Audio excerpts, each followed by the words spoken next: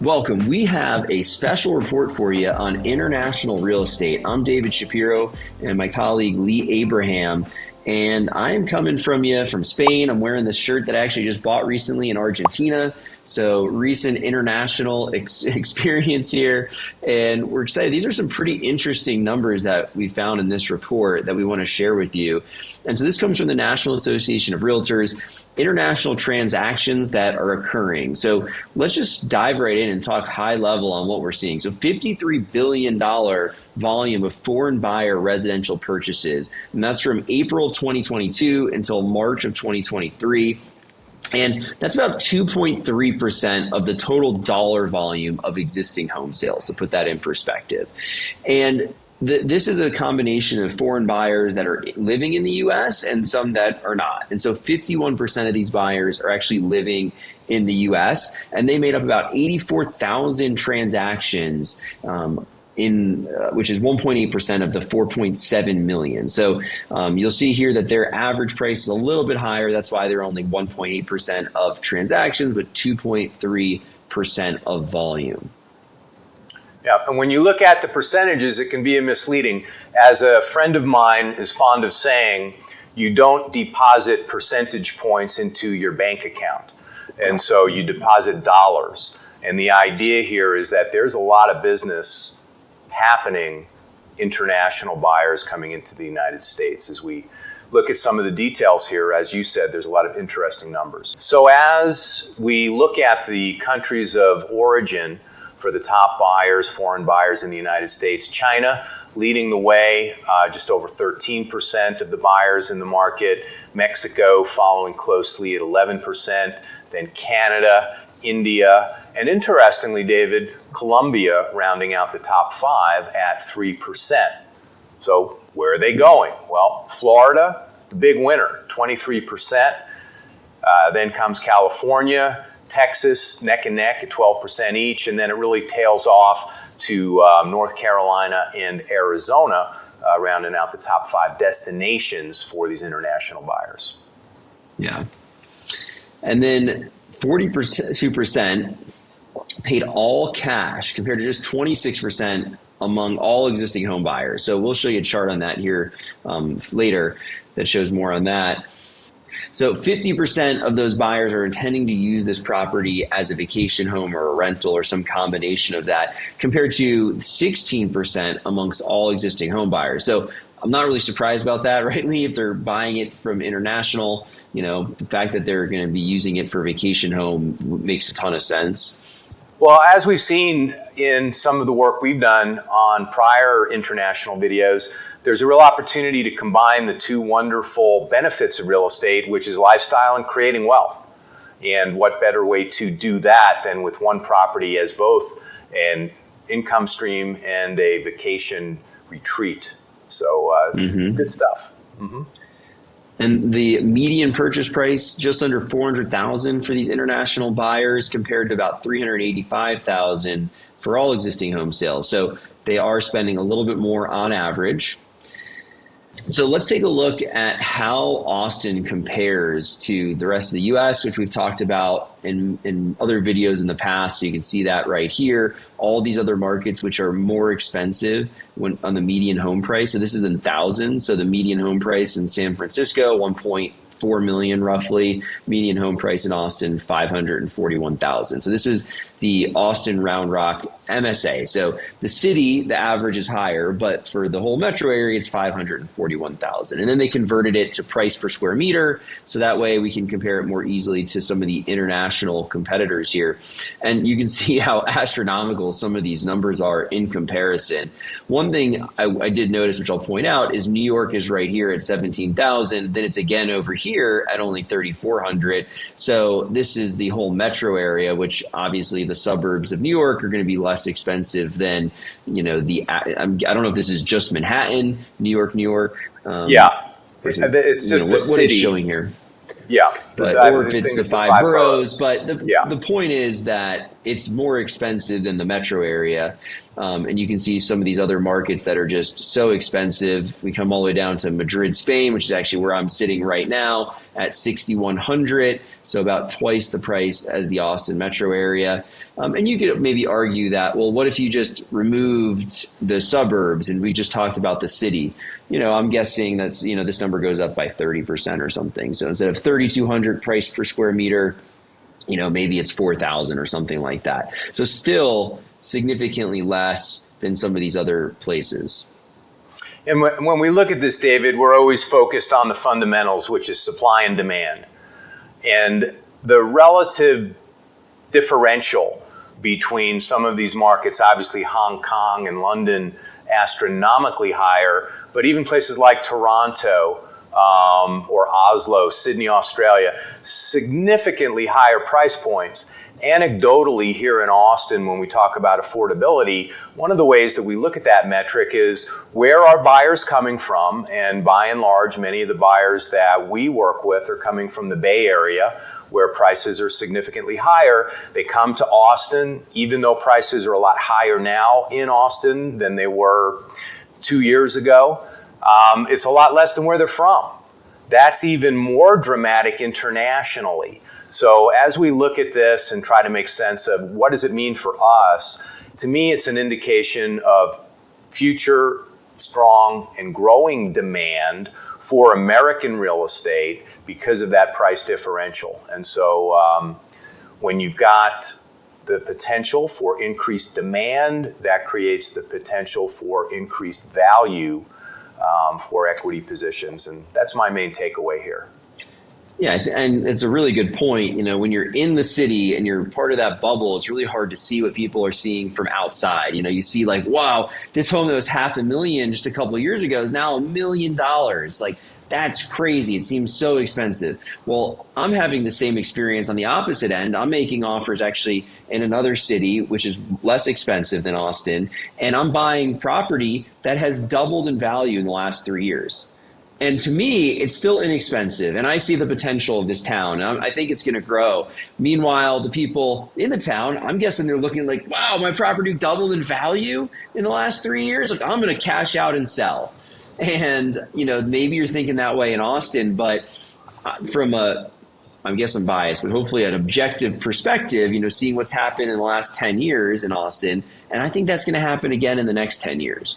And so we're going to continue to see appreciation. And this chart, I think, is a good example of why, of like what we're competing against. These markets are also going to continue to appreciate too, a lot of them. I can't say that they all are, but there's a lot of room. As I've been traveling here, and I sometimes think like, man, nobody in Madrid, Spain knows where Austin, Texas is, right? But they do. Like, people have heard of Austin, Texas. It's pretty interesting to see. Maybe that wouldn't have been the case 10 years ago. I'm trying to think, because I also came to Madrid, Spain 10 years ago, and wondering, how many people back then had heard of it. I think it was probably a lot less. They knew of Texas, of course, but they had maybe not known about Austin specifically. Whereas now, you can see it's up here on this list.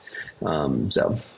All right. So now this chart is just talking about, well, basically what you need to see on this chart is the decline from 2017, where it peaked. The number of existing home purchased by foreign buyers has been in decline. And then we go to the next slide. Here it is in dollars, same trend.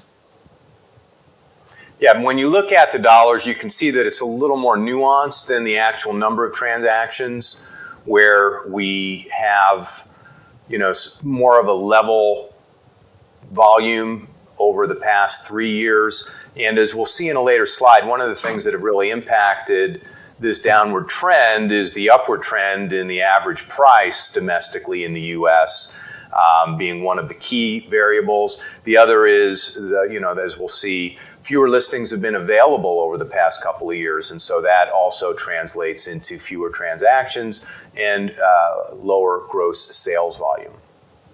I wonder how much of this also, if we look at the drop off from 2020 and the number of transactions to 2021 was the lower interest rates.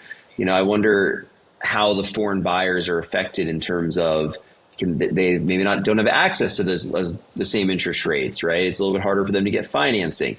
When we jump ahead there's a slide in here that talks about the number of cash buyers, right? So I mentioned this. So there's a much higher percentage of foreign buyers that are paying cash. It's basically double throughout most of the last decade that are spending cash. Of course, it came down as interest rates came down. So they do have some access to that cheap money, and maybe whether it's through a U.S. bank or a foreign bank, whatever. But most likely, I guess, a U.S. bank. Most banks don't want to lend on property in another country, right? But pretty interesting when we go back here and look at the decline. I would say that Americans became more competitive with such low interest rates and wanting to move. And there's probably part of it of like the pandemic 2020. You probably weren't traveling to America to go buy a home. Correct. Right? You're probably more focused on things that are going on at home. But the trend started in 2019. With and the big as decline, we forecast this, David, as we forecast this, my forecast is that this is going to turn around, and you're going to see more inbound dollars into the U.S. And I see that adding to what will be a feeding frenzy when rates do drop and we release some of that pent-up demand. I see this also as a sign of pent-up demand based on the historical numbers. It's interesting. Another thing that could be contributing to this, and I totally agree, right? Like the trend line, the average is somewhere in here, and we're well below that. So it certainly should, I would imagine. But the other thing that happened in 2020 was, because if you look at here, there's non-resident versus resident. Now they're both down, but immigration was slowed. So we definitely we have less immigrants coming into the country than we did in previous, periods of time. So there's a lot of factors here, but it's just super interesting to track. Right. All right, so let's jump to the origin of these buyers. So which country? So we talked about high level, the top 5, and you can see over time, China is at 13%, and back in 2007, 9%. Mexico, it makes sense that Mexico and Canada are kind of like always up there because they're our neighbors. India, pretty steady over this period. Colombia, was at 1% mostly for the decade, and then has moved up to 3%. UK, look at this. This is probably the biggest change, is they were a big buyer in the US and they've declined significantly. A lot of these other countries have been pretty stable, although Israel with the infinite gain in the percentage, because they went from 0 to 2%. Yeah, I think the real key is the big 4, and now we're going to parse out some of those numbers into some of the underlying line items. Here we can see Texas. These are ranked from left to right, with Florida being the number 1 destination, if you will, where international buyers are purchasing. And over the international past, buyers, they just have an affinity for Disney World. That's all it is, right? Disney World in Florida, Disneyland, and then we don't have it. So we got to get ourselves a Disney property. That's the key here. I think we alluded to that being a very real possibility in a prior video that we did about some unnamed group looking at a large tract, actually assembling large tracts of land between Dallas and Austin. Don't be surprised if this may be what Disney's using for their demographic study on where should we build next. But the key here again is basic stability on the top 3 states as well. Florida being significantly greater than either California or Texas, which traditionally, for the most part, are neck and neck, and that's the case in the current market as we look at these data points. I mean, the one thing that I'll just point out is that these are not only these 3 states are the top that foreign buyers are buying in, but they're also the 3 most populous and basically largest states in the country. So just from like a pure number standpoint, that makes sense that there's more opportunities for these buyers to buy in those places. Now, why is Florida twice as much as California when it's, a smaller state in population? Probably it's less expensive. It has very nice beaches, right? So you can get a vacation home for a much lower cost than California. And then Texas trailing behind there, it has the price thing going for it, the growth and some big well-known cities. but maybe doesn't have the beach towns, and maybe that's what they're looking for with Florida. Makes sense.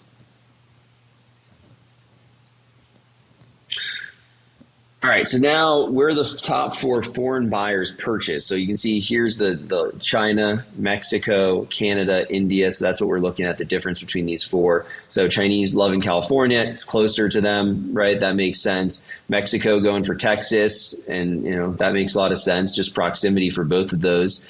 Canada going to Florida, they probably want the warmer weather, and Arizona being number 2, so that makes sense for their choices. And then India, Pennsylvania making it up in there for 14%. I actually worked in Pennsylvania, and I think there's a pretty large Indian population in Pennsylvania, so probably that's leading to them, they have family members there, they're comfortable with it. So those are some of the reasons I would estimate on that. Lee, anything you want to mention here? No, I think it's pretty straightforward. From our vantage point, Texas is in the top 3 of the 4, and it's just an attractive market for what we're working with at Austin Real Estate. So good to see how the numbers break down. So here we're looking at the other side of the coin. Where are the foreign buyers coming from in the top 4 states? And, Florida, got the Latin America, Caribbean demographic, California, Asia, Oceania, which is an obvious connection there. For Texas, again, Latin America, Caribbean, more than half of where the buyers are coming from.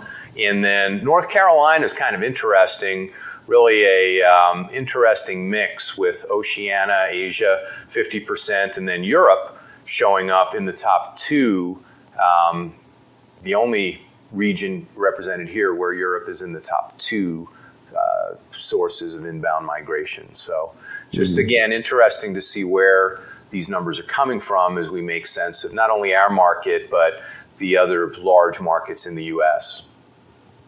What is interesting is New York, for being the most well-known city. It must be just because of the price, but if you look here at the buyers, it shows up, I see on 2 of them, I see New York. So this is going back to slides. So that was just one interesting thing. I was thinking about European buyers, North Carolina is closer to them than California. So that makes sense. But, New York's even closer, just marginally, but well known, but it must be just a price thing that it doesn't land up that high. Mm-hmm. We showed you this chart already. Intended use for the property. So this makes a ton of sense. So the bottom line there is all existing home buyers. So the majority of those people are going to be living in the home, right? Only 12 to 16, it's hit 17% in 2022. We're buying that for vacation purposes or rental. Whereas, many times a majority of foreign buyers are buying for vacation or rental properties. So now we're hovering right around 50%. So I don't think anybody would be surprised by that. Now this one, the different colors are going to add up to 100. So what we're looking at here is the non-resident foreign buyers versus resident foreign buyers. And then the third bar is just them combined. So, but non-residents are 53% buying a detached single family home versus residents 66%. That makes sense. You're living here. You probably want to live in a single family home versus the majority or higher percentage of non-residents are buying townhomes and condos where it's lock and leave. So right. Just a little bit easier to manage. So that totally makes sense on why they would do that. So this is a really interesting chart, David, and this is addressing concerns, objections that international buyers who were in the market to purchase in the U.S., why they did not. And so we're comparing 2022 to 2023, 2023 being the darker blue. And you can see, the prohibitive costs in 2022, 65% of the buyers that were going to buy but didn't cited the high cost of property, and then also almost neck and neck behind that, the inability to find the right property. So during the historically strong sellers market, there wasn't that much to choose from, and that dampens the activity, obviously, on what's going to consummate in a transaction. So as we look at this chart, There's obviously other line items, but those two jump out at me as being obviously the most significant.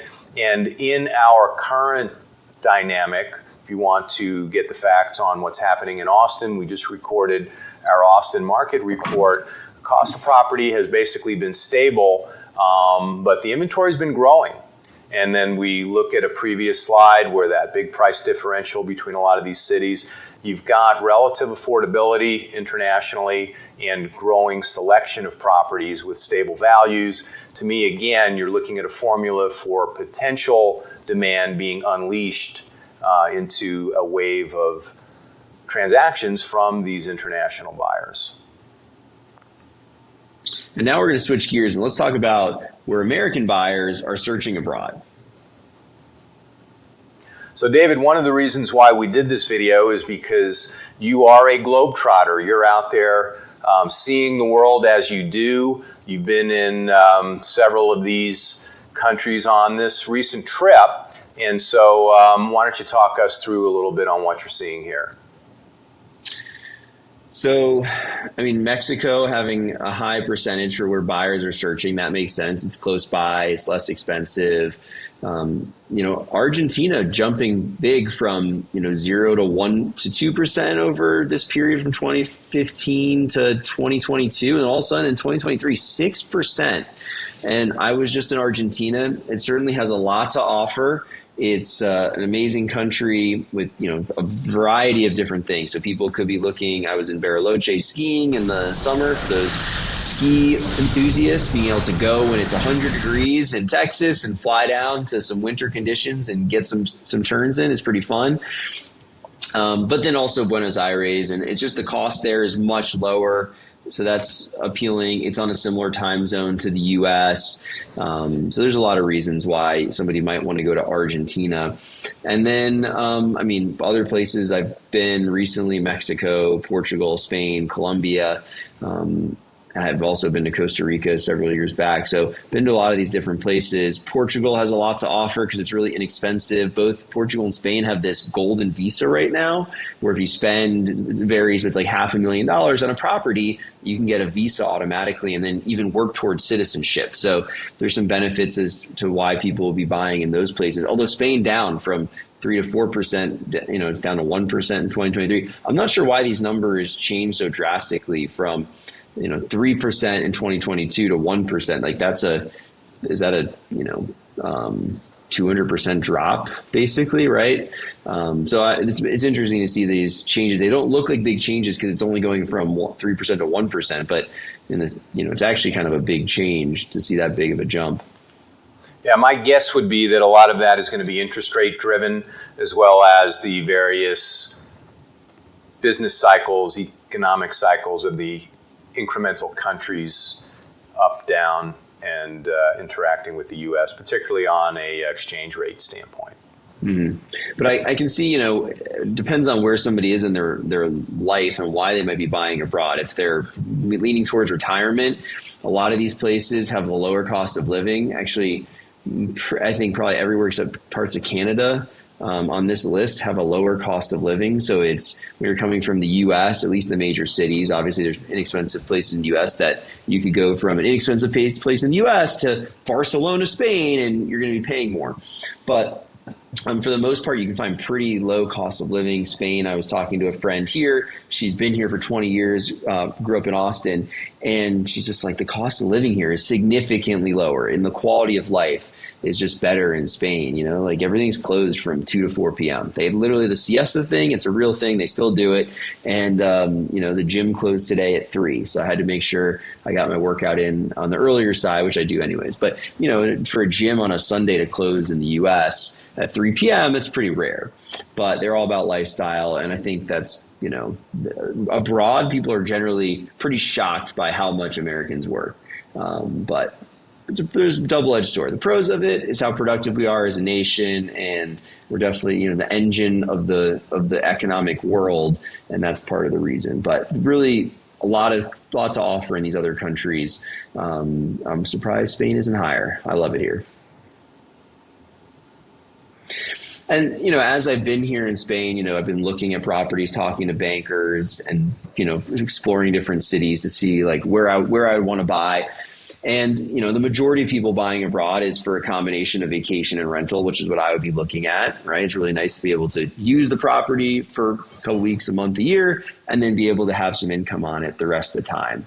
22% doing it for residential rental only, primary residence 20%. So that's pretty interesting. It's a pretty good, I don't know. I guess I wasn't sure, but what that might be. But 1 out of every 5 people buying abroad is intending to move there and live in the property. So that's interesting to see. And then straight vacation home is 18%. So if you're going to take the 32 plus the 18, that's about 50% of purchases are for some sort of vacation use. A lot of those people are going to try to get some income. The rest, they're just going to let it sit empty when they're not using it.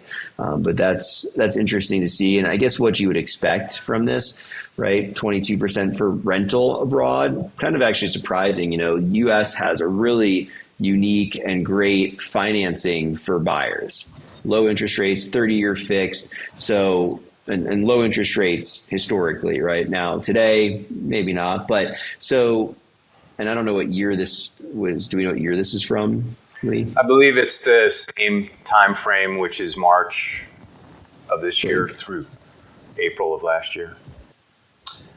So as we take a look at this, it reminds me of a video that we did when you were in Tulum, Mexico, and we talked about the two main benefits of real estate being lifestyle as well as an opportunity to create wealth. And this hybrid use of a vacation property when you want to be there, but when you're not, it's generating revenue for you as an income producing property is just a smart strategy. And so anybody who's interested should check out the video that we did in Tulum. But the point that I'd like to make, David, is that when people think of us, they think of us as Austin real estate experts. And we appreciate that, and we believe that that's true. But we can also be of service to our clients who are purchasing property in other states, but in this particular case, clients who are considering a purchase abroad. I've been involved with Business Network International, which is the world's largest business referral network. We're in basically every populated country around the world doing business, and I have direct contact with real estate agents in any country around the globe that are part of the BNI network. So if you, as a buyer or an investor, are thinking about purchasing abroad, we'd really love to hear from you, and we can help be your eyes and ears, making sure that we connect you with an agent that's going to be an appropriate fit for what you're doing, but also being able to review what's happening in the search, the analysis of what the offer price should be, negotiation terms, all of that stuff, we can be of service. And just wanted to mention that because there are some great opportunities for folks to expand the horizon beyond Austin, beyond the domestic United States market into these international markets abroad, David. Yeah, especially at a time when the dollar is relatively strong. Previous trip to Europe, I remember it being like 1.5, and now it's 1.1. Last year it was 1 when I came to Europe, so it was parity, which was cool. But it's only 10% higher now, so the dollar's still strong.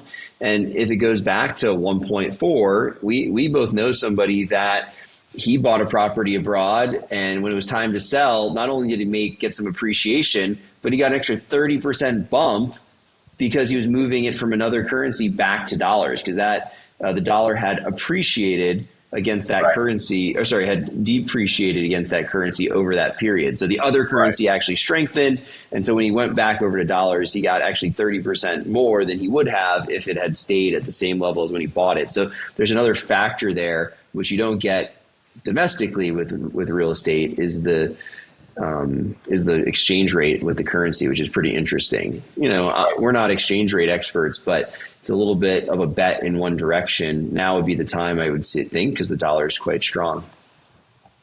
Thank you for joining us. We thought this was a super interesting topic. We hope you did too. If there's other stuff you specifically want to hear about, comment below and let us know what you're interested in knowing about, or if you saw a report and you want us to break it down, please share that. If you have any questions, those as well in the comments. And if you got a lot out of this video, please share it with a friend, give it a like, and go ahead and subscribe so you can see us on our next video. Thanks for joining us today.